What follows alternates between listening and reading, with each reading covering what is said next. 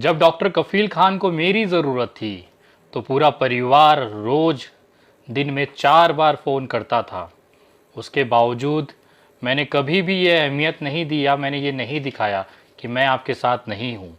बहुत सारे आरोप लगे, बहुत सारे आरोपों का जवाब मैं अकेला देता रहा। मैं अपेक्षा करता था कि आपके मुसीबत के क्षण में मैं खड़ा था तो इन जो गलत आरोप लग रहे हैं उसके लिए आप भी आगे आएंगे, लेकिन आपकी तरफ से कोई भी पहल नहीं देखने मिली। आज मैं जो कहने जा रहा हूँ, जो दिखाने जा रहा हूँ, वो आप तमाम भारत की जनता को ये बताना चाहता हूँ कि कितना गिरा हुआ और कितना मतलबी डॉक्टर कफील के परिवार के लोग हैं, डॉक्टर कफील है, ये आप अंदाज़ा लगाइए। 9 जुलाई सन 2020 को रात को 9:30 बजे के आसपास आदिल जी मुझे फ़ोन करते हैं और कहते हैं कि हमें आपकी मदद की ज़रूरत है। ये तब हुआ था जब मैंने 4 दिन पहले डॉक्टर कफील के रिहाई के लिए 1 करोड़ रुपए इनाम देने की घोषणा की थी। तो कहीं ना कहीं आदिल को लगा पैसे वाली पार्टी है, हमें कुछ आसानी या मदद हो पाएगी। इसी की वजह से उन्होंने कॉल किया और मुझे कहा कि कुछ चीज़ें मैनेज करनी है, हमें पैसे की ज़रूरत है। मैंने कहा कि सर मैं ये पैसे कहाँ से ले सकता हूँ, इतने बड़े अमाउंट। उन्होंने इस अमाउंट की बात की कि जो मेरे हैसियत से बाहर की थी। तो उन्होंने मुझे सजेस्ट किया कि विनय अगर हो सकता है तो आप क्राउड फंडिंग करिए, हमें उसकी ज़रूरत है। मैंने उनके कहने के बाद क्राउड फंडिंग की और उसके बाद जैसे ही मामला जनता के बीच में आया तो इन्होंने अपना रंग दिखाना शुरू कर दिया। वो जानते थे कि डॉक्टर कफील के साथ लोगों की भावनाएं जुड़ी हुई हैं, करोड़ों रुपया हो सकता है कि आया होगा और विनय दुबे अकेला खा रहा है। उनको अपने भाई की चिंता नहीं थी कि वो जेल में है, उनको चिंता थी कि पैसे कहीं ना कहीं हमारे हाथ से छूट रहे हैं। मैंने बार बार घोषणा की कि आप मुझसे हिसाब ले लीजिए, मैं स्टेटमेंट भेजने को तैयार हूँ, लेकिन उसके बावजूद उन्होंने अपने लोगों को ये बताने के लिए कि मैं विनय दुबे से अब कट रहा हूँ, उनसे बात नहीं कर रहा हूँ, उन्होंने एक व्हाट्सअप मैसेज किया कि विनय दुबे अब आप ये क्राउड फंडिंग बंद कर दीजिए, हमें ज़रूरत नहीं है। यहाँ तक कि उनकी पत्नी को वीडियो बनाने पे मजबूर किया गया कि आप क्राउड फंडिंग के लिए मना करिए। लेकिन ये तो बस शुरुआत थी। इनका जो दोगलापन था, इनकी जो मन के अंदर पैसों को लेके लालच था, ये उसकी शुरुआत थी। अचानक से मेरे कॉन्टैक्ट्स बंद हो जाते हैं, लेकिन 15 तारीख को अचानक से मुझे एक नंबर से कॉल आती है जहाँ पे आदिल जी रहते हैं और कहते हैं विनय जी कुछ कारणों से मैं आपसे मेरे ओरिजिनल नंबर जो कि 99849900 और लास्ट का 2 डिजिट मैं आपको नहीं बता सकता क्योंकि पर्सनल नंबर है, उस नंबर से संपर्क नहीं कर पाऊंगा, आप मुझसे इस नंबर पे संपर्क करिए। मैंने बार बार उनसे लगातार संपर्क की और 15 जुलाई से लेके आज तक वो उसी नंबर पे मुझसे संपर्क में हैं। आज जब सारी चीज़ें व्यवस्थित हो गई, डॉक्टर कफील खान घर पे आ गए हैं, उसके बाद वो भूल चुके हैं कि कोई लड़का उनके लिए मेहनत किया था। पैसों की बात है, लोग कहते हैं कि क्राउड फंडिंग किया गया, तो मैं मानता हूं मैंने किया है, लेकिन वो काम मैंने आदिल जी के कहने पे किया था। और जब ये सवाल डॉक्टर कफील की पत्नी ने मुझसे पूछा था कि आखिर आपने किसके कहने पे ये फंडिंग की है, तो आपके स्क्रीन पे उनकी चैट का एक स्क्रीनशॉट है, उसमें देखिए मैंने क्या जवाब दिया था। और ये 21 जुलाई की बात है, मैंने उनको पूरी तरह से क्लियर कर दिया था कि आदिल जी के कहने पे मैंने क्राउड फंडिंग की थी। अब आप कहेंगे कि आपके पास कोई सबूत है तो बताइए।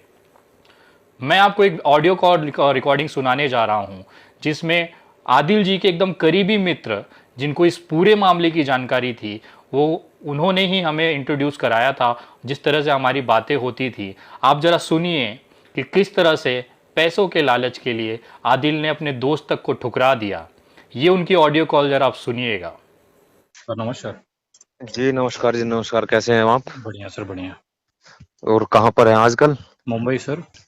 जी। और बताएं। खैरियत है सर, आप कैसे हैं? मैं ठीक हूँ। उससे आदिल से बात हुई कुछ फिर? नहीं। आदिल को मैंने जो है थोड़ा अच्छा करके डांट दिया था, उस दिन के बाद उसने मेरा कॉल ही उठाना बंद कर दिया। हाँ, तो मुझे जो है अब मेरा कॉल ही नहीं उठा रहा, क्योंकि मैं बोल देता उसको कि हम ये तो तुमने मुझसे खुद ने बोला था कि जो है कि 2 बजे से बोल देना कि जो है हाँ हमें पैसे की जरूरत है, हैं? जी। और मैं उनसे बोला तो उन्होंने ये सब किया और फिर आपने बाद में वीडियो डाल दिया आकर। एक तरफ हम पैसे भी लेना चाह रहे और एक तरफ ये भी नहीं दिखाना चाह रहे कि हम पैसे नहीं ले रहे, और दूसरे बंदे को जो है उसके जो है छवि पर जो है बट्टा डलवा रहे हो आप। नहीं, इनके जैसे कितने हैं और चले गए सर, कोई बट्टाओं की बात नहीं है। एक ये रहता है ना कि थोड़ा तकलीफ होता है कि यार तकलीफ हम होता लोग है, बात इनके तो लिए वही कर है। रहे हैं और वो अपने साथ ऐसा कर रहे हैं। बात तकलीफ ही तो होता है। देखिए अब हमें जबकि कोई खुद कहा ट्रोल हुआ करे, है कितने उन्होंने ट्रोल सारी करो चीजें। जाए, आपको कोई कितना ट्रोल करो जाए, हमें कितना करो जाए, कोई दिक्कत नहीं है। लेकिन एक जो अपने अंदर जो तकलीफ होती है ना कि हम हमदर्दी कर रहे थे और लोग उसने हम पे उंगली उठा रहे हैं, सिर्फ वही। किसकी वजह से, उसकी वजह से, और जबकि जिसकी कहा हम। भी उन्होंने ही था, ऐसा भी तो नहीं है कुछ अलग है। हाँ हाँ हाँ, बिल्कुल बिल्कुल। तो चलिए। इसीलिए मैं उसको जो है डांट दिया था, तो उसके बाद उसने मेरा कॉल उठाना बंद कर दिया। चल अब तो कफिल से ही बात होगी। इस शख्स ने, मैं नाम उजागर नहीं करना चाहूँगा, इस शख्स ने बहुत बड़ा एविडेंस है, बहुत बड़ा सबूत है। मैं अगर भविष्य में ज़रूरत पड़ा तो उस शख्स को ऑन कैमरा ले आऊँगा और आप लोगों को रूबरू कराऊँगा कि देखिए किस तरह से आदिल जी ने अपने एक दोस्त के साथ भी सिर्फ पैसों के लालच में ये चीज़ें की हैं। सबसे बड़ा सवाल ये उठ रहा था कि जो मुझे ट्रोल किया जा रहा था, चंदाखोर बताया जा रहा था, वो कहने वाले और कोई नहीं, आदिल जी के आईटी सेल के जो दोस्त हैं, उनके जो करीबी दोस्त हैं, जो ट्रोल करते हैं लोगों को, ये उन्हीं के दोस्त हैं। एक स्क्रीनशॉट मैं आपको दिखाना चाहूँगा। इसमें ये ट्विटर पे ये बंदा मुझसे पूछता है कि विनय दुबे किसके कहने पे पैसे ले रहे हो। मैं आपको एक दूसरी स्क्रीनशॉट दिखाता हूँ। इसमें देखिए पूरा देश किसानों के साथ खड़ा था, ये बंदा नरेंद्र मोदी के साथ खड़ा था। आप समझ सकते हैं ये बीजेपी के उस फेक आईडी के लोग हैं जिससे मुझे ट्रोल कराया गया, और ये कराने वाले डॉक्टर कफील के परिवार के ही लोग थे। उनको ये लग रहा था कि करोड़ों रुपए मैंने कमाए हैं। तो आज मैं आप लोगों को वास्तविकता दिखाना चाहता हूं कि आखिर क्राउड फंडिंग में कितना पैसा आया। आज तक 9 जुलाई सन 2020 से लेके आज पूरा सितंबर महीने का, मैं 2 सितंबर को उनकी रिहाई हो जाती है, मैं 30 सितंबर तक का हिसाब देने को तैयार हूं। मैंने बार बार वीडियोस बना के उनसे निवेदन किया। मेरी पिछली वीडियो एक 10 दिन पहले की थी कि डॉक्टर कफील खान जी, आप या आपके भाई कोई भी आके मुझसे ये हिसाब ले लें ताकि मैं अपनी जिम्मेदारी से मुक्त हो जाऊं। मेरे जनता जिन्होंने मुझ पर विश्वास किया था उनको मुझे जवाब देना है, लेकिन उनकी तरफ से कोई प्रतिक्रिया नहीं आई। ये जो मेरे हाथ में आप पूरा पेजेस देख रहे हैं, ये बैंक स्टेटमेंट है। 381 पेज की ये बैंक स्टेटमेंट है 9 जुलाई से लेके अभी तक। इसमें सारे एक एक रुपए के हिसाब हैं जो मैं रखना चाहता हूं आप सभी के लिए। ये पूरा स्टेटमेंट है, आप देख सकते हैं। इसकी कॉपीज़ मैं आपको एक गूगल ड्राइव के ऊपर अपलोड कर रहा हूं, 380 पेजेस पूरा स्टेटमेंट अपलोड कर रहा हूं, और इस वीडियो के मेरे पेज के लिंक में, डिस्क्रिप्शन में वो लिंक दे रहा हूं। आप लोग खुद देखिए कि कितना पैसा आया। इस पूरे अकाउंट में 13,21,235 रुपये जमा हुए, जिसमें से 281 लोगों ने 1 रुपये की मदद की थी, 499 लोगों ने 50 रुपये की मदद की थी, 1211 लोगों ने 100 रुपये डोनेट किए थे, 567 लोगों ने 500 रुपये का डोनेशन दिया था, 280 लोगों ने 1,000 रुपये भेजे थे, 7 लोगों ने 2,000 रुपये भेजे थे, और 7 लोगों ने 10,000 रुपये की क्वांटिटी में ये अमाउंट इस अकाउंट में जमा किया गया था, जो HDFC का था, अशोक दुबे जी के नाम पे था, और उसका जो UPI नंबर था वो 9594394948 था। इस अकाउंट में करीबन डोनेशन से और इस तरह से अलग अलग डोमिनेशन में कुल 13,21,000 रुपये जमा हुए थे, जिसमें से अब ये पैसों का खर्चा कहाँ हुआ, अगर डॉक्टर कफील खान नहीं ले रहे हैं तो मुझे ये हिसाब आप लोगों को देने की जिम्मेदारी बनती है। इस 13,21,000 रुपये में से सुप्रीम कोर्ट के लिए, आपको याद होगा कि ये लोग बार बार जब भी यहाँ पे आगे तारीख बढ़ाई जाती थी तो ये लोग बार बार भाग के सुप्रीम कोर्ट चले जाते थे, लेकिन वहाँ से इनको भगा दिया जाता था। ये कहा जाता था कि सुप्रीम कोर्ट में वर्कलोड ज़्यादा है, आप इलाहाबाद हाई कोर्ट चले जाइए, वहाँ पे आपको ज़्यादा न्याय मिलेगा और जल्दी न्याय मिलेगा। इस चीज़ को लेके जब मैंने मेरे एक रिटायर्ड सुप्रीम कोर्ट के जस्टिस जिनकी मैंने मदद ली इस केस में, उन्होंने मुझे कहा 17 या 18 जुलाई के आसपास कि विनय, डॉक्टर कफील के परिवार को कहे कि एक time bound application supreme court में लगाएं, उसके बाद हम कोशिश करेंगे कि इसे एक टाइम बॉन्ड आदेश के लिए हम प्रेरित कर सकें, क्योंकि जस्टिस रह चुके हैं और उनको अनुभव रहा है उसके लिए। इसको देखते हुए मैंने आदिल जी को कहा एक एप्लीकेशन की ड्राफ्ट कॉपी आप बनाइए और इसको सुप्रीम कोर्ट में लगाइए। उन्होंने 31 जुलाई के आसपास ये एप्लीकेशन लगाई और 5 तारीख को वो एप्लीकेशन सुनवाई के लिए मंजूर हो जाती है। आप सोचिए, ये लोग बार बार सुप्रीम कोर्ट जाते थे और वहाँ उनकी कोई सुनवाई नहीं होती थी। विनय दुबे के केस में आने के बाद पहली ही एप्लीकेशन में, पहली ही सुनवाई के अंदर ये मान लिया जाता है और आदेश आ जाता है कि इलाहाबाद हाई कोर्ट 15 दिनों के अंदर अंदर अपना फैसला देने के लिए बाध्य है। 6 तारीख से लेके 9 तारीख तक, 6 अगस्त से लेके 9 अगस्त तक मैं दिल्ली में रहा। ये सारी रिटायर्ड चीफ जस्टिस जी की मदद से वहाँ पे जो भी चीज़ें मैं कर सकता था वो मैंने की, जिसका रिजल्ट आप लोगों के सामने रहा कि 11 तारीख को केवल सिंगल सुनवाई में, 11 तारीख की पहली सुनवाई में डॉक्टर कफील खान के हक में फैसला आ जाता है और supreme court Allahabad high court को आदेशित करती है कि 15 दिन के अंदर अंदर आपको इस मामले को निपटाना है। जहाँ पे ये लोग बार बार भाग के जाते थे, वहाँ पे विनय दुबे अकेला एक बार अटेम्प्ट करने के बाद ही उनको 15 दिन की राहत ले आता है। जो ऑफिशियल फीस मैंने वहाँ पे खर्चा की थी वो 6,87,800 रुपये थी। इस केस में सुप्रीम कोर्ट के अंदर जो कंसल्टिंग मैंने रिटायर्ड जस्टिस से ली थी, सुप्रीम कोर्ट के जस्टिस से, उनके लोग, उनकी टीमों के लिए जो मैंने फीस भरी है वो 6,87,800 रुपये है। वो सारा चीज़ इसके अंदर है। उसके बाद इलाहाबाद में इनके भाइयों की तरफ से निवेदन था कि एक ऐसा व्यक्ति है जो अगर मान जाए तो डॉक्टर कफील खान बाहर आ सकता है। एक सरकारी व्यक्ति, हमने कोशिश की, उनसे निवेदन किया और उस लेवल पे लेके आया कि वो व्यक्ति हमारा साथ देने को तैयार हो गया, जिसको लेके बार बार आदिल जी मेहनत करते थे।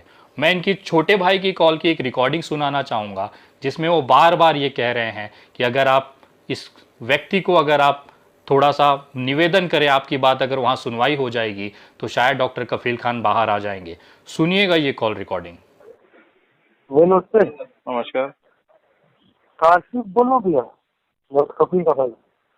हाँ सर, नमस्कार, बोलिए। जी भैया, क्या हाल चाल है? बढ़िया बढ़िया सर, बढ़िया। कहाँ है भैया? मुंबई। भैया मुंबई आ गया हूँ सर। तो आपका क्या क्या रहा भैया? हेलो। क्या रहा? बैठे हम भी थे, और आपने बात की पर मुलाकात नहीं हुई आपने। क्या चीज?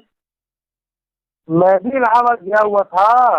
अच्छा अच्छा, मैंने नंबर मांगा था का इनसे, आदिल जी से, बट उन्होंने शेयर नहीं किया। तो आप आ रहे हैं? 22 तारीख रहेंगे सर कोर्ट में? जी भैया, जी भैया, जी भैया, जी। हम 21 को पहुँच जाएंगे भैया। ठीक है सर, मैं भी तो 21 को ही आ रहा हूँ वैसे। अच्छा, मेरी वाइफ का ससुराल है वहाँ पर। अच्छा। ससुराल घर है, ननिहाल, नानी घर है। अच्छा। तो घर है वहाँ पर, कोई दिक्कत नहीं है। वाइफ की मामी रहती है, जी जी। मामा। तो मैं वही रुकता हूँ, कोई दिक्कत नहीं है। अगर चाहिएगा तो बिठा दीजिए और मुलाकात कर लेंगे। No problem sir, no problem. हाँ भैया, बस थोड़ा सा मतलब अदरवाइज मत लीजिएगा। नहीं, देखिए भैया कैसा है मालूम है, मुझे ऊपर, क्योंकि इंटरनली आप लोग कनेक्टेड हैं केस के अंदर, मुझे तो अभी तक जितनी ऊपर ऊपर मतलब बोलते हैं ना, जिस माध्यम से, या फिर इवन आपको साहब से ही मेरी बात हुई है इस चीज को लेके, और उन्होंने ही मुझे पेपर वर्क जितना भी था वो दिया था, क्योंकि एज ए फ्रेंड सर्कल में वो भी आते हैं। उनको एक ह्यूमैनिटी के तौर पे भी निवेदन किया कि सर थोड़ा सा इसमें देख लीजिए, बट क्या उन पे प्रेशर बहुत है। जी जी जी जी। तो जितना हो सकता था उन्होंने हेल्प किया। अभी भी हम लोग उसी चीज में लगे हुए हैं कि चलो शायद कुछ ऑप्शन निकल जाए। मैनेज कर लीजिएगा। क्या चीज? मैनेज कर लीजिएगा सर। मैं आप 4 दिन से आपको बता रहा हूँ ओपनली, मैं उन्हीं के साथ लगा हुआ था। मैंने उन्हें हर तरह से कोशिश किया कि शायद, चाहे जिस तरह से भैया, मैं आपको बोल रहा हूँ 25 मैंने सामने रखा हुआ था। अच्छा। मतलब मैं जिस प्रिपरेशन से हम गए थे ना, बट क्या है उनका एक ही कहना है कि सर क्या है ना, डायरेक्ट योगी जी का केस है, इंटरेस्टेड है, वो डायरेक्ट पर्सनल इस पे देख रहे हैं, और एज अ गवर्नमेंट में रहते हुए वो सारी चीजें नहीं कर पाएंगे। बट उन्होंने जो रास्ते दिए हैं ना, और जो उन्होंने उनकी तरफ से जो गाइडलाइन आई है, आप हमको भेजिए भैया, हमको भेजिए। अभी वो मुझे 20-21 तारीख को आएगा सर वो। अच्छा, मेरा कौन नंबर है? मेरा ये नंबर टेम्परेरी है। अच्छा। मैं यूज करता हूँ, बंद कर देता हूँ। अच्छा अच्छा, अपना नंबर मैं कॉल मार दूंगा आपको, टाइम जरूर से आएगा। मुझे एक मैसेज ड्रॉप कर दीजिएगा भैया, मैं सेव कर लूंगा। हाँ, मैं मैसेज देता हूँ। हाँ, एक भेज देता हूँ। ठीक है भैया, ठीक है। ओके, बहुत बहुत धन्यवाद आपका। नहीं भैया, सब ये सब अपने सब, अगर आज काबिल जी के लिए अगर आवाज नहीं उठेगी, कल कोई और होगा उनकी जगह सर। एक उदाहरण हमें देना है कि आप गलत नहीं कर सकते देश में। बिल्कुल भैया, बिल्कुल जी। ठीक है Thank you, सर, भैया। Yes yes yes. Thank you. मैंने सारा प्रयत्न किया और आखिर में आके वो सारी चीज़ें मैनेज हो गई। वो व्यक्ति हमें सपोर्ट करने के लिए तैयार हो गया, सिर्फ इस आधार पर कि विनय दुबे और वो जिस माध्यम से उनके पास पहुंचे थे वो उनको ना नहीं कर सकता है। 12 हियरिंग में जिसका रिजल्ट नहीं आ पाया, केवल 3 हियरिंग मेरे सामने मेरे अधिकृत में हुई है। उसके बाद वो सारी चीज़ें आपके सामने हैं कि आज डॉक्टर कफील खान को जेल से रिहा हुए 1 महीना हो गया। लोग मुझ पे आरोप लगाते हैं कि विनय दुबे केवल घूमने के लिए इलाहाबाद जाता है, केवल घूमने के लिए बनारस जाता है, दिल्ली जाता है। तो मैं ये वीडियो दिखाना चाहता हूँ कि जब वीडियो कॉन्फ्रेंसिंग के माध्यम से डॉक्टर कफील के एडवोकेट दिलीप गुप्ता जी के केबिन के अंदर वहाँ से सुनवाई हो रही थी वीडियो कॉन्फ्रेंस की, उस समय जब मैंने ये मोबाइल से रिकॉर्ड किया था, ये सबूत है कि मैं किस तरह से केस में इन्वॉल्व था। जरा ये वीडियो देखिए। सामने जो शख्स काले कोट में बैठ के स्क्रीन के सामने बात कर रहे हैं वो डॉक्टर कफील के सीनियर एडवोकेट हैं। It is not on your lordship's record, Lord. We have sent it to the bench to midway. The committee said you put it in the registry. We went to the registry. The registry was not taken because the courts are closed. So the court is not with the docket. My lord, we have received the copy of the counter affidavit in the morning hours today. So when you will be ready to argue the petition? My lord, it may be on Monday, and in the meantime, we will file the rejoinder affidavit to the counter affidavit, filed today and served today, my lord, on behalf of the district magistrate respondent and the superintendent district jail Mathura. The 2 counter affidavits we have been received, my lord. We are fixing the CBS corpus petition for final disposal. On Monday. On Monday, Mr. Goyal, are you having any objection for that? No, Lord, I don't have any. I have not taken any adjournment. We All are. right, and then Monday at 11 a.m. My lord. We you will hear this CBS corpus. And in the meantime, my lord, we will file the rejoinder affidavit and serve the copy to the London Additional Advocate General. All right. Not my sincere request to my learned senior colleague is that if you can get a copy on Sunday, so that I can prepare my matter on Sunday. I can get an advance copy of the rejoinder on Sunday. Of course, my lord, we will serve on Sunday. All right, thank you. But we will, in our order, we are giving all details on what day, what happened, all of as per our order sheet. My lord, my lord. Oh, thank you. You will. I am grateful to you. ये सारे सबूत हैं। ये मुझे पता था इनके भाइयों की जिस तरह से एक पुराना इतिहास रहा है, उसको देखते हुए मुझे पता था कल को ये मुझ पे आरोप लगाएंगे कि विनय तुम कोर्ट के अंदर तक जाते नहीं हो। तो मैं पूछना चाहता हूँ ये वीडियो मेरे पास कैसे है? मैं अगर कोर्ट के अंदर नहीं हूँ तो ये वीडियो मैंने कहाँ से ली है? और ये मैं बताना चाहता हूँ कि ये डॉक्टर कफील या उनके भाई अगर इसे गलत साबित कर देंगे, मैं आजीवन सामाजिक जीवन में मुँह नहीं दिखा सकता हूँ। दूसरा, और जो लोग कहते थे, ख़ास तौर पे डॉक्टर आदिल के परिवार या डॉक्टर कफील के परिवार कहता था कि हमारा कोई संपर्क नहीं है, तो मैं बताना चाहूँगा कि 27 जुलाई को बाकायदा डॉक्टर कफील के छोटे भाई मुझे इलाहाबाद हाई कोर्ट के गेट नंबर 3B पे यूपी 32 की इनोवा कार दोपहर के 3:15 बजे के आसपास से लेके 4 बजे के दरमियान हमने गाड़ी के अंदर बैठ के, डॉक्टर कफील के भाई के गाड़ी के अंदर बैठ के हमने पूरी बातें की हैं। और ये आपके स्क्रीन पे जो आप मैसेज देख रहे हैं, ये डॉक्टर कफील के भाई के जो मित्र हैं, जसीम, जो इस समय गाड़ी ड्राइव कर रहे थे, ये उनके मैसेज है जिसमें उन्होंने लिखा है कि विनय लोकेशन भेजिए। मैंने अपनी लोकेशन दी है। उसके बाद उनका लास्ट का लाइन पढ़िए, उन्होंने लिखा है इट्स नाइट्स मीटिंग विनय। तो आप समझ सकते हैं कि ये लोग लगातार मेरे संपर्क में थे और एक बाहरी दुनिया के लिए ये दिखाना चाहते थे कि हमारा विनय दुबे से कोई वास्ता नहीं है।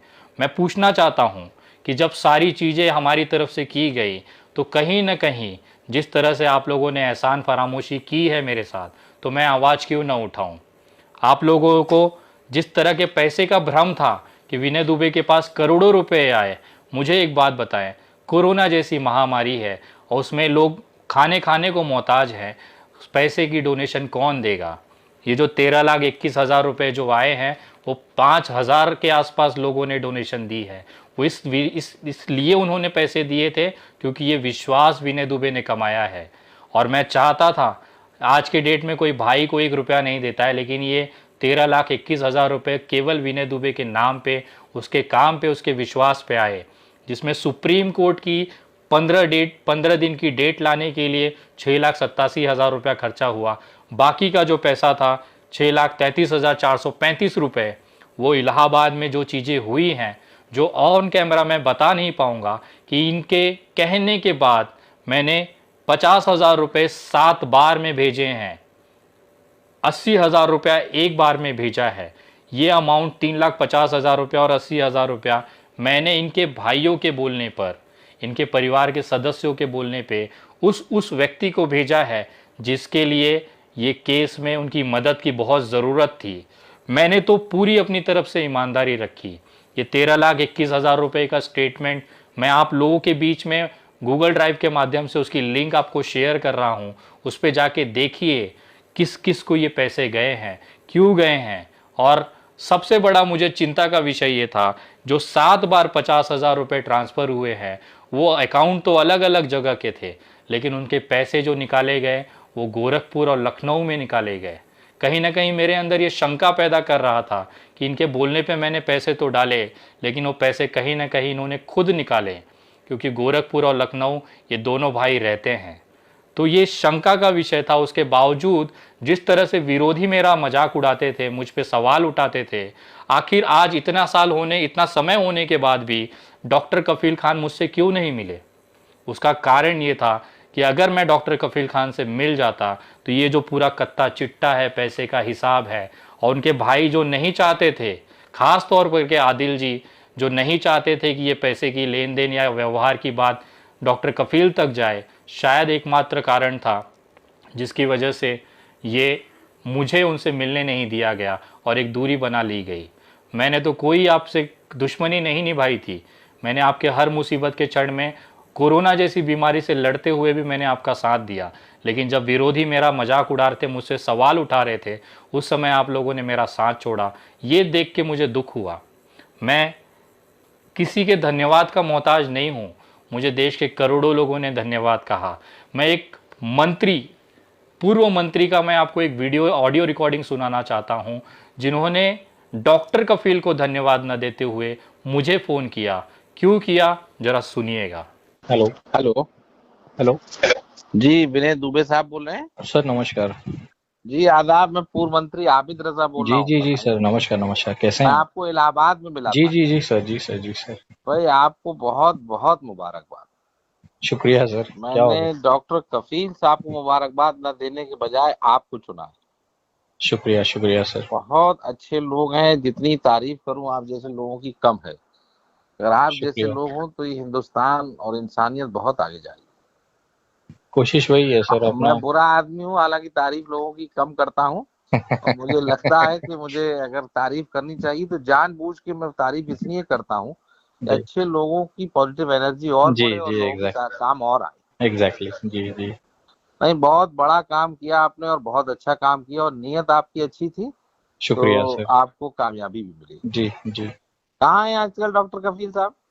जयपुर है सर इस समय। अच्छा, उनका नंबर अगर कोई हो तो मुझे मैसेज करना, उनको मैं बस रिलैक्स मोड के लिए फोन करूंगा। जी मैं भेजता हूँ सर। जी अच्छा। और जब भी आप यूपी आए जी तो आप मुझे कॉल करेंगे और मुझसे मुलाकात करे बिना नहीं जाएंगे। एकदम सर। मैं जब बॉम्बे आऊंगा तो आपसे मुलाकात होगी। एकदम सर, एकदम स्वागत। दिल्ली आते रहते हैं आप? जी सर जी।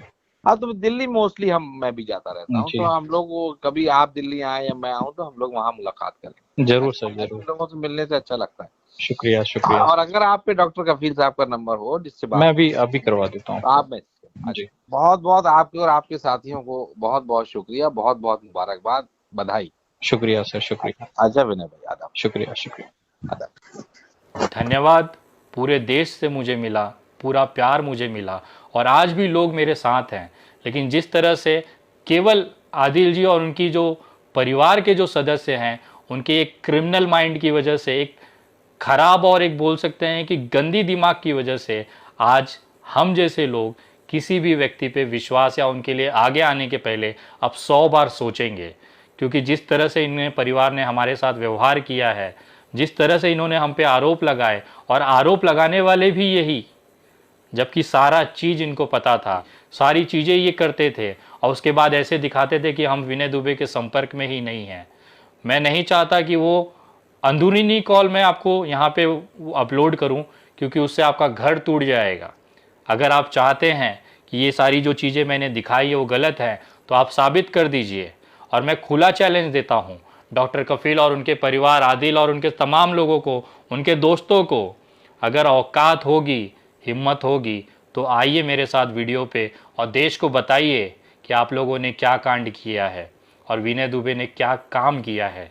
मैं आप तमाम लोगों को चैलेंज देता हूं, अगर इसमें से एक बात भी झूठी अगर निकल गई तो विनय दुबे ज़िंदगी में आपको मुंह नहीं दिखाएगा।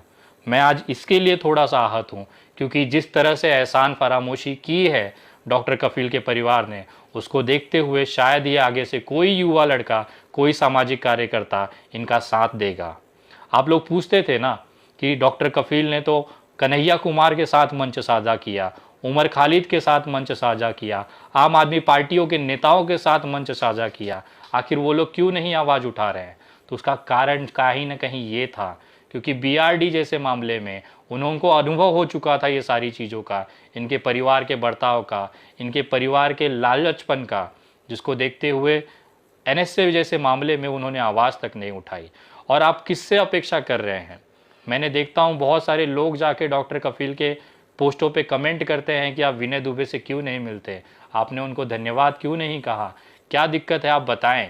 आखिर ये चुप है, उसका कारण ये है कि जब डॉक्टर कफील खान रिलीज़ होकर आए थे तो इन तीनों भाइयों की और इनकी पारिवारिक मीटिंग हुई थी जयपुर में, फार्म हाउस पे, जहाँ पे कांग्रेस के विधायकों द्वारा उनको रखा गया था। उस मीटिंग के अंदर सारी चीज़ें डिस्कस की गई कि आपको डॉक्टर कफील को स्वास्थ्य के मामले पे बात करना है, इस पे बात करना है, अपने ऊपर हुए अन्याय के ऊपर बात करना है, लेकिन कभी भी विनय दुबे के लिए या उनसे संबंधित कोई भी बात नहीं करनी है। मैं आपको बताना चाहूँगा, जिस दिन 27 या 28 दिन जब आपके घर पे पुलिस के कांस्टेबल आए थे, तो उसकी जानकारी मुझे कैसे थी? मैं तो आपके परिवार के संपर्क में नहीं था। मैं पूछना चाहता हूं उनके परिवार से कि आपको वहां पे कॉल करा के वो पुलिस वालों को वापस किसने कराया था, या किसके कहने पे आप लोगों के दर पे पुलिस का वापस जो छापा पड़ना था वो नहीं हुआ था? तो कहीं ना कहीं उसका एहसान आपके ऊपर हमेशा रहेगा कि ये सारी चीज़ें केवल आप लोग ही जानते हैं। और अगर मैं गलत कह रहा हूँ ये सारी चीज़ें, तो आप कसम खा लीजिए ऊपर वाले की कि उस दिन आपके घर पे 2 कांस्टेबल नहीं आए थे, जिस दिन घर पे केवल आपकी महिलाएं थी, आपके स्थानिक पुलिस स्टेशन गोरखपुर से। मैं बहुत सारी चीज़ें जानता हूं, लेकिन उसे आपके सामने नहीं रखना चाहूँगा। रही बात धन्यवाद करने की, तो जिस दिन डॉक्टर कफील खान जेल से रिहा हुए थे, उनके घर के सबसे बुजुर्ग व्यक्ति ने मुझे फ़ोन करके उसी समय धन्यवाद कहा था। उनके आँख से निकले हुए आंसू मेरे लिए बहुत कीमती हैं। मैं नहीं चाहता कि इस एहसान फरामोश डॉक्टर कफील और उसके भाइयों के मुंह से मेरा नाम निकले। अब आज के बाद इस एहसान फरामोश कफील के लिए कभी भी मैं विनय दुबे कोई भी आवाज़ उठाने से तो दूर की बात है, उनकी शक्ल तक देखना मैं गुजारिश नहीं करूंगा। और एहसान फरामोश इस लेवल का मैं समझ सकता हूं, मैं एक गैर मुस्लिम इंसान हूं, मैं एक हिंदू हूं। अरे आप उस व्यक्ति के नहीं हुए डॉक्टर कफील, मैं आपसे कहना चाहता हूं, आप उस व्यक्ति के नहीं हुए जो आपकी वजह से आज एनएसए जैसी गंभीर धाराओं में जेल के अंदर बंद है। डॉक्टर अयूब जी जो पीस पार्टी के अध्यक्ष रहे हैं, उन्होंने पूरे जिलों में आपके लिए मेहनत की। उत्तर प्रदेश के तमाम डीएमओ को जाके अपने कार्यकर्ताओं को भेज के उन्होंने मोर्चे निकाले, आंदोलन किए। उसका खामियाजा उस व्यक्ति को मिला कि उसको एनएसए जैसे गंभीर धाराओं में उठा के जेल में डाल दिया गया। लेकिन आपकी तरफ से धन्यवाद तो छोड़िए, उस व्यक्ति की रिहाई के लिए एक शब्द तक नहीं निकला। आप उस व्यक्ति के ना हुए। ओवैसीद्दीन ओवैसी जी, एमआईएम के पार्टी के अध्यक्ष, जिन्होंने मंचों पे जा जा के ललकारा। एनएसए लगता है डॉक्टर कफील के ऊपर, डॉक्टर है और एनएसए लग जाता है। मुबारक हो, मुबारक हो, तुम इंसाफ कर रहे हो, तुम इंसाफ कर रहे हो, हम देख रहे हैं, मगर खुदा की कसम हम नहीं भूलेंगे इसको। तुम्हारा इंसाफ, तुम्हारा जुल्म हम नहीं भूलेंगे, हम इसको याद रखेंगे। एक डॉक्टर है तो उसके ऊपर है नैसे, और एक उत्तर प्रदेश का चीफ मिनिस्टर है जो कहता है गोली मारो, बिरयानी मत दो। और एक मिनिस्टर है मोदी की कैबिनेट का जिसका नाम अनुराग ठाकुर है, वो कहता है कि देश के गद्दारों को गोली मारो, उनके ऊपर कुछ नहीं, कोई केस नहीं। MIM के प्रत्येक कार्यकर्ता ने आपके लिए आवाज उठी, सोशल मीडिया पे रात रात बैठ के पूरे देश ने आपके लिए ट्रेंड किया। आप समझते हैं कि आप उस व्यक्ति के नहीं हुए, अपने कौम का है, जिस कौम से आप आते हैं, आप उस व्यक्ति के नहीं हुए तो विनय दुबे का तो सवाल ही नहीं उठता। रही बात आप अपने आप को मुसलमान कहते हैं, मैं क्षमा चाहूँगा, मैं किसी के धर्म के संबंधित मैं कोई आक्षेप नहीं करना चाहता, लेकिन आपको हकीकत जाननी चाहिए। मैं बहुत कम जानकार जानता हूँ, लेकिन किसी ने मुझे कहा था, विनय जी, जो व्यक्ति 40 दिन तक अगर अपने दाढ़ी पे छुरा या उसे कैंची न चलाए तो उसे दाढ़ी रखना इस इस्लाम का एक नियम है। लेकिन आपने तो उस इस्लाम जिसकी आप दुहाई देते हो, जिसकी आप एक छुप जाते हो एक तरह से कि मैं पीड़ित हूँ, जब आपको अपनी बात रखनी होती है तो आप स्टाइलिश डॉक्टर हो जाते हो, और जब आपको इमोशनल खेलना होता है तो आप मुसलमान हो जाते हो, पीड़ित हो जाते हो। आप इस्लाम में पहले हो या नहीं ये तय कर लो।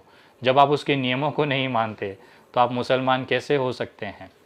दूसरा, ये बातें मैं नहीं कह रहा हूँ, ये आप ही के धर्मगुरु कह रहे हैं। जरा क्या कह रहे हैं वो सुनिएगा। इंसान अकेला कभी आगे नहीं बढ़ता, माँ बाप की तरबियत होती है, उसमें रिश्तेदारों का हाथ होता है, उसमें असातिज़ा का हाथ होता है। कई ऐसे हमदर्द होते हैं जो उस गुर्बत में, उस परेशानी में, उस कमजोरी में हमारा हाथ थामते हैं। याद रखो, एहसान फरामोश नहीं बनना चाहिए। अपने एक एक मोहसिन को याद रखो, उनके लिए दुआएं करो। बंदों का शुक्र अदा नहीं करता, वो रब का शुक्र कैसे अदा करेगा। तो हमेशा शुक्रगुजार और मेहरबान रहना चाहिए। ज़्यादा अब मैं कुछ नहीं कहना चाहूँगा। जो अपने रब का ना हुआ, जो अपने धर्म का ना हुआ, वो विनय दुबे का कैसा हो सकता है। भगवान आपको हमेशा से स्वस्थ रखे, हमेशा से आपको सुरक्षित रखे, आपके परिवार दिन रात तरक्की करें, आप लोग हमेशा सुख शांति में रहें। बस इतनी सी दुआएं मैं अपनी तरफ से देता हूं, और कोशिश करूंगा कि आज के बाद आपका और मेरा आमना सामना ना हो, क्योंकि मैं आपकी झुकी हुई नज़र अपनी आंखों से नहीं देख सकता। आप मेरे लिए एक रोल मॉडल थे। उत्तर प्रदेश में प्रताड़ना से उभर के आया हुआ एक चेहरा थे, मेरे प्रेरणा स्रोत थे। लेकिन आपकी हरकतों की वजह से आज आप और आपका पूरा परिवार मेरी नज़रों के सामने गिर गया है। एक चंद कुछ पैसों की लालच में आप लोग इतना गिर जाओगे और इस तरह की राजनीति करोगे, मैंने कभी अपेक्षा नहीं किया था। जिन करोड़ों लोगों ने आपके लिए दुआएं की, उसको छोड़ के आप सारा का सारा श्रेय कांग्रेस पार्टी को दे देते हैं, जो कि लास्ट के आखिरी 10 दिनों में आए हैं। उनको पता था कि अगले 10 दिनों में ये छूट जाएंगे, और आप जाके उनकी गोद में बैठ गए। मैं आपको आगामी राजनीतिक जीवन के लिए शुभकामनाएं देता हूँ। भगवान आपको विधायक बनाए, राज्यसभा लोकसभा में बिताए, क्योंकि आप जैसे लोगों की देश की ज़रूरत है। लेकिन आज आपकी जो वास्तविकता है वो देख के कहीं ना कहीं हर भारतीय अपने आप को सोचता होगा कि उसने किस बेवकूफ़ के लिए अपनी रातों की नींद और अपनी ऊर्जा बर्बाद की है। और आप ही जैसे लोग हैं जिसकी वजह से हम जैसे हिंदू भाई मजाक का कारण बनते हैं। आपके एक बार मिलने से और ये हिसाब लेने से आपका कद छोटा नहीं हो जाता था, लेकिन आज जिस तरह से मुझे मजबूर हो कि ये सारी चीज़ें कहनी पड़ रही हैं, तो कहीं ना कहीं उससे कद आपका बहुत बड़ा होगा। और आपको ढेर सारी शुभकामनाएं। विनय दुबे आगे भी अपनी मुहिम जारी रखेगा और IPS संजीव भट्ट को आज़ाद कराने के लिए आवाज़ उठाते रहेगा। मैं आप जैसा एहसान फरामोश नहीं हूँ कि उमर खालिद के लिए चुप हो जाऊँ, बाकी जो लोग जेल में बैठे हैं उनके लिए चुप हो जाऊँ, केवल अपनी मार्केटिंग करूँ, ऐसा विनय दुबे नहीं है। आपको जुर्म हुआ, आप UN चले गए, ह्यूमन राइट्स चले गए, लेकिन कभी भी आपके पास के दिल्ली में उमर खालिद जैसा व्यक्ति बंद है, उसके लिए आपको आवाज़ नहीं उठी, आपके पास समय नहीं है। लोग मुझे कहते हैं विनय जी वो जेल से आया, उसको समय दीजिए, परिवार में रहना है, उसकी वजह से वो नहीं आ पाया, वो डर रहा है योगी जी से, इसके लिए विनय जी से नहीं मिल पाया। उन तमाम लोगों से कहना चाहूँगा, जो व्यक्ति कांग्रेस के घर के अंदर सुरक्षित बैठा है, वो हर मामले पे विवादित बयान दे रहे हैं, वापस से सोशल मीडिया पे एक्टिव हैं, दिन में 2 बार ट्वीट होती है, दिन में 2 बार वो सोशल मीडिया पे पोस्ट करते हैं। उनके पास एक छोटा सा ट्वीट करने का समय नहीं है कि उमर खालिद, उनका छोटा भाई भी जेल में है, ये खुद जेल में थे, इनके साथ मारपीट हुई तो वो अन्याय हो गया। खुद का जो दर्द है वो दर्द होता है, लेकिन दूसरे की कितने ही युवा बेटे, कितने ही सामाजिक कार्यकर्ता, कितने ही लोग आज भी जेलों में बंद हैं, लेकिन उसके लिए उनके पास समय नहीं है क्योंकि उन्हें अपनी खुद की मार्केटिंग करनी है। तो आप करते रहिए, देश आपकी हकीकत देख रहा है। जिस तरह से आपने इस्लाम को आपने एक तरह से धब्बा लगाया, जिस तरह से आप मतलबी होके दूसरे जेलों में बंद होने के बाद जो लोग बंद हैं उनके लिए आप चुप रहे। आईपीएस संजीव भट्ट के लिए आपकी आवाज़ क्यों नहीं निकलती है? क्या वो हिंदू है इसकी वजह से? हमने तो कभी नहीं सोचा कि आप मुस्लिम हैं, हमें नहीं आवाज़ उठानी है। तो कहीं ना कहीं आपका ये छोटा जो दिल है और इतना जो नीचा आपका जो सोच है वो दुनिया को पता चल रहा है। मैं भगवान से धन्यवाद करूँगा, आप आगे बढ़ो, सुख समृद्धि रहो। विनय दुबे अपनी काम करता रहेगा और आप जैसे लोग भले आप धोखा दो, पीठ में छुरा भोंको, लेकिन विनय दुबे मदद करना नहीं छोड़ेगा। आप लोग तय करें कि मेरी गलती कहाँ है। मैं जानना चाहता हूँ देश से, कमेंट करें और इस वीडियो में कि मेरी गलती कहाँ पे है, मैंने ऐसा कौन सा गलत काम कर दिया जिसकी वजह से आज मुझे लोगों के ताने सुनने पड़ रहे हैं। क्या मुझे आगे से किसी भी ऐसे व्यक्ति के लिए आवाज़ नहीं उठानी चाहिए? क्या मुझे कभी भी किसी मुस्लिम भाई के ऊपर विश्वास नहीं करना चाहिए? मैं पूछना चाहता हूँ। मैं तो तब भी आप लोगों के साथ में था जब CA NRC में पूरे देश में कोई भी हिंदू भाई मुस्लिम भाई के बगल में खड़ा होना सोच नहीं सकता था। उस समय विनय दुबे आपके साथ मंचों पे अपने खून का एक एक कतरा बहाने के लिए पूरे देश भ्रमण किया और आपके अंदर वो विश्वास रखा कि हम जैसे हिंदू भाई आपके साथ हैं। मैं जिस तरह से आप लोगों के साथ रहा हूँ और हमेशा मैं रहूँगा, मुझे किसी वोट की लालच नहीं है, मेरा कोई विधानसभा नहीं है, मुझे कहीं पहुँचना नहीं है, तो मेरे अंदर खोने के लिए कुछ भी नहीं है। बस एक इंसानियत है जो कूट कूट के भरी हुई है, एक ममता मेरे अंदर रहती है कि किसी का नुकसान ना हो। उसी के कारण मैं आप लोगों के बीच आता हूँ, अपनी बात रखता हूँ और आप लोगों भी दिल खोल के मुझे प्यार और मोहब्बत आशीर्वाद देते हैं। बस एक इंसानियत के नाते जुड़े रहें, इसके अलावा विनय दुबे की और कोई इच्छा नहीं।